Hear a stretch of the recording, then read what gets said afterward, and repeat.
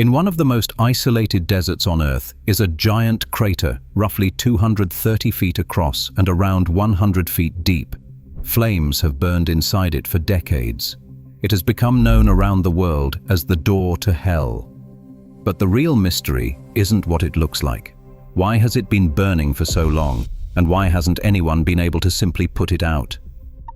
According to the standard narrative, the story begins with a Soviet drilling team exploring the remote Karakum desert for natural gas.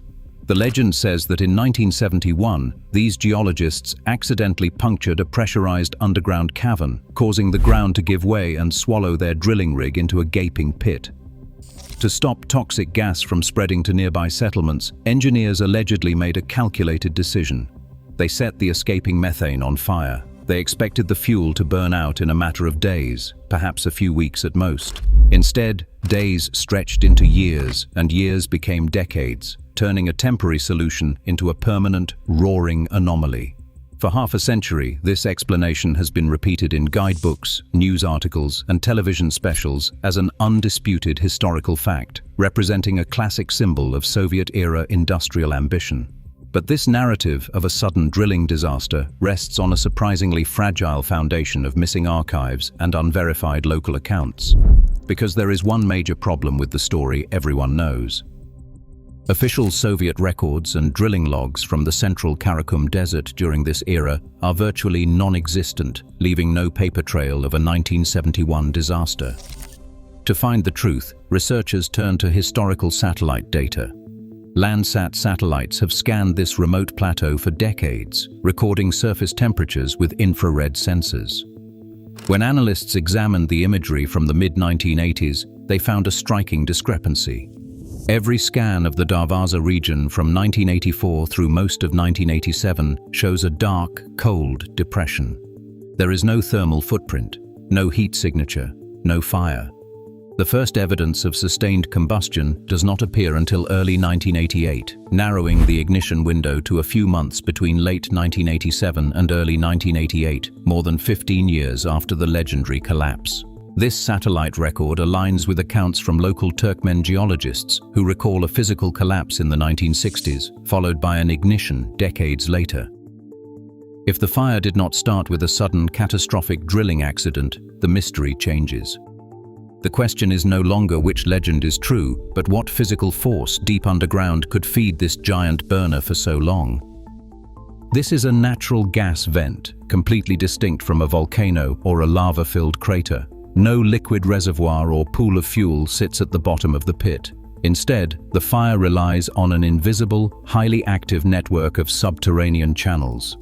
Beneath the Karakum Desert lies the massive Amu Darya Basin, an ancient geological formation packed with highly pressurized methane.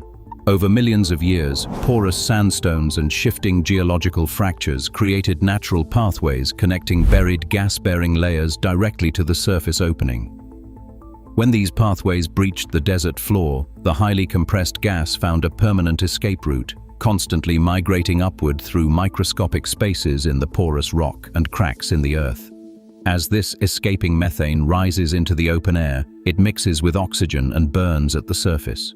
This continuous migration and replenishment is the sole reason the flames never run out of fuel.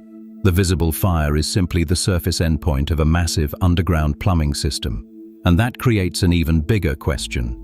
If the fire is fed by a virtually limitless supply of rising gas, why can't engineers simply extinguish the flames? Snuffing out the fire sounds like a simple solution, but the flames are only a symptom of gas reaching the open air. If engineers extinguish the visible fire without stopping the underground flow, the gas does not disappear, it keeps escaping. Instead of burning, massive amounts of highly flammable, invisible methane would pool across the desert floor, creating a silent explosion hazard and an unseen environmental threat. True control requires capturing, diverting, or completely sealing the high-pressure source far beneath the desert. The engineering objective is managing the fuel supply, rather than stopping the visible flames. And to understand what was happening at the bottom of this volatile system, someone had to go inside. In November 2013, Canadian explorer George Kourounis became the first person to step onto the crater floor. Clad in a custom, multi-layer aluminized suit designed to withstand temperatures exceeding 800 degrees, Kurunis rappelled 30 meters down a static rope system directly into the fire. He had only 17 minutes of breathing air to collect soil and rock samples before the heat overcame his equipment. His search revealed extremophilic bacteria thriving in the toxic basin, proving life could survive this furnace. But if a fully protected explorer could only survive minutes inside, how could any government hope to permanently extinguish it? In January 2022, Turkmenistan's president issued a directive to halt the uncontrolled gas loss at Darvaza. The state company, Turkmengaz, bypassed the toxic pit entirely, drilling new high-flow wells in the surrounding gas field. This system captures and redirects the high-pressure methane deep underground, starving the surface vent of its fuel.